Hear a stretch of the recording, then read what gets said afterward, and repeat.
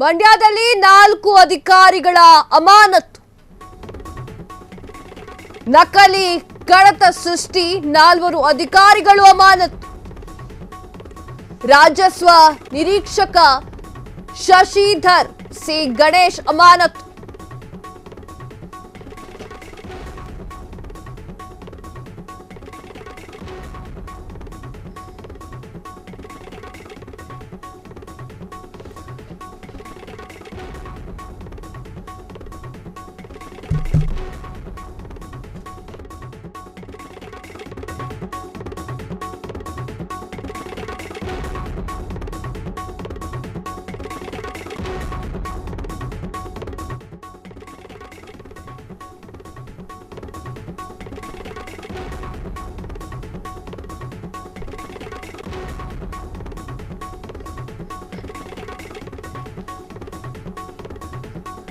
ರಾಜಸ್ವ ನಿರೀಕ್ಷಕ ಶಶಿಧರ್ ಸಿ ಗಣೇಶ್ ಅಮಾನತು.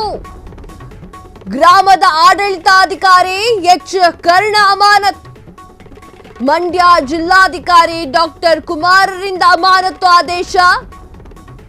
ಈ ಹಿಂದೆ ಉಪ ತಹಶೀಲ್ದಾರ್ ಪ್ರಸನ್ನ ಕುಮಾರ್ ಅಮಾನತ್ತಾಗಿದ್ದು 2023ರ ಜನವರಿಯಲ್ಲಿ ಅಕ್ರಮವಾಗಿ ದಾಖಲೆ ಸೃಷ್ಟಿಸಿ ಅಮಾನತ್ತಾಗಿದ್ದಾರೆ. 4 ಎಕರೆ ಭೂಮಿಯನ್ನ ಅಕ್ರಮವಾಗಿ ಹಂಚಿಕೆ ಮಾಡಿರುವಂತಹ ಆರೋಪ ಕೇಳಿ ಬರ್ತಾ ಇದೆ.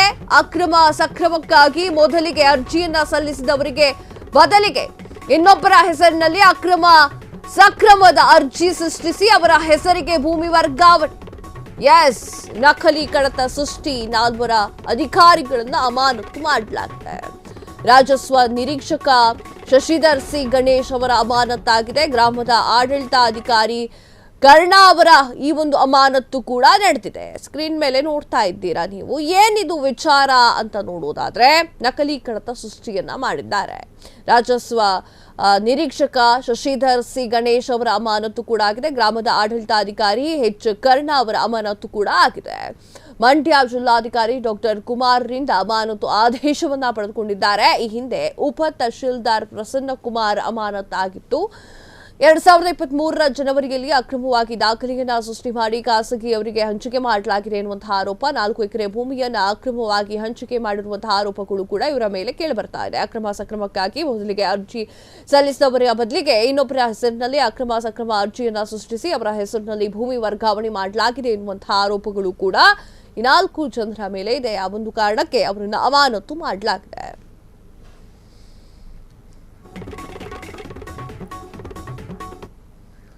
ಬೀದರ್ ಜಿಲ್ಲೆಯ ಬಾಲ್ಕಿಯಲ್ಲಿ ಬಿಜೆಪಿ ನೇತೃತ್ವದಲ್ಲಿ ತಿರಂಗ ಯಾತ್ರೆ ನಡೆಸಲಾಯಿತು. ನಗರದ ಪ್ರಮುಖ ರಸ್ತೆಗಳಲ್ಲಿ ತ್ರಿವರ್ಣ ಧ್ವಜವನ್ನ ಹಿಡಿದುಕೊಂಡು ಘೋಷಣೆಯನ್ನ ಕೂಗುತ್ತಾ ಮೆರವಣಿಗೆಯನ್ನ ಕೂಡ ಮಾಡಲಾಯಿತು. ಬಿಜೆಪಿ ಮುಖಂಡ ಪ್ರಕಾಶ್ ಖಂಡ್ರೆ, ಬಿಜೆಪಿ ತಾಲೂಕಾಧ್ಯಕ್ಷ ಬೀರಯ್ಯ ಅವರು ಹಾಗೆ ಡಾಕ್ಟರ್ ಬಸವಲಿಂಗ ಪಟ್ಟದೇವರು ಸೇರಿದಂತೆ ಸ್ವಾಮೀಜಿಗಳು, ನೂರಾರು ಸಂಖ್ಯೆಯಲ್ಲಿ ಕಾರ್ಯಕರ್ತರು ಭಾಗವಹಿಸಿದ್ರು. ವಿದ್ಯಾರ್ಥಿಗಳು ಕೂಡ ತ್ರಿವರ್ಣ ಧ್ವಜವನ್ನ ಹಿಡಿದುಕೊಂಡು ತಿರಂಗ ಯಾತ್ರೆಯಲ್ಲಿ ಭಾಗವಹಿಸಿದ್ದು ವಿಶೇಷವಾಗಿತ್ತು. ಇನ್ನು ಹಲವು ಸಂಘ ಸಂಸ್ಥೆಗಳ ಸದಸ್ಯರು ಕೂಡ ಈ ಒಂದು ಸ್ವಯಂ ಪ್ರೇರಿತರಾಗಿ ತಿರಂಗ ಯಾತ್ರೆಯಲ್ಲಿ ಪಾಲ್ಗೊಂಡಿದ್ದಾರೆ. हम सब एक है, बोलो भारत माता की जय, बोलो भारत माता की जय, वंदे भारत। ದೇಶದ ಎಲ್ಲ ಜನರಿಗೆ ಒಂದೇ ವಿನಂತಿ ಏನಂದ್ರೆ, ನಾವೆಲ್ಲರೂ ಒಕ್ಕಟ್ಟಾಗಿರಬೇಕು.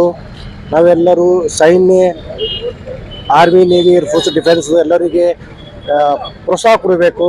ಮುಂದೆ ದೇಶಕ್ಕೆ ನಾವೆಲ್ಲ ಎದುರಿನಿರಬೇಕು ಅಂತ ನಾ 2 ಮಾತು ಮುಗಿಸ್ತೀನಿ. ಜೈ. ಇದು ನಮ್ಮ ಹೆಣ್ಣು ಮಕ್ಕಳ ತಲೆಯಲ್ಲಿರತಕ್ಕಂಥ ನಮ್ಮ ಭಾರತೀಯ ಸಂಸ್ಕೃತಿಯ ಭಾರತ ದೇಶ ಎಲ್ಲರನ್ನೂ ಪ್ರೀತಿಸ್ತಕ್ಕಂಥ ದೇಶ. ಇಂಥ ಒಂದು ದೇಶದಲ್ಲಿ ಪಾಕಿಸ್ತಾನಿಗಳು ಆತಂಕವಾದಿಗಳನ್ನು ಕಳಿಸಿ ಜಾತಿ ಧರ್ಮದ ಹೆಸರನ್ನು ಕೇಳಿ ಹೆಣ್ಮಕ್ಳು ಮುಂದೆನೆ ಅವ್ರ ಗಂಡಂದಿರನ್ನು ಕೊಲ್ತಕ್ಕಂಥ ಕೆಲಸ ಮಾಡ್ತು. ಪ್ರತಿಯೊಬ್ಬರಿಗೆ ಭಾವನಾತ್ಮಕವಾಗಿ ಬಹಳಷ್ಟು ಕಷ್ಟ ಆಗಿದೆ ಭಾರತೀಯರಿಗೆ. ಯಾಕಂದ್ರೆ ಹೆಣ್ಣು ಮಕ್ಕಳ ಸಿಂಧೂರ್ ಅಂದ್ರೆ ಬಹಳ ಬೆಲೆ ಇದೆ ನಮ್ಮಲ್ಲಿ. ಅದಕ್ಕೆ ಬೆಲೆನೇ ಕಟ್ಟಕ್ಕಾಗಲ್ಲ. ಆ ರೀತಿ ಬದುಕ್ತಕ್ಕಂಥ ದೇಶ ಭಾರತ ದೇಶ.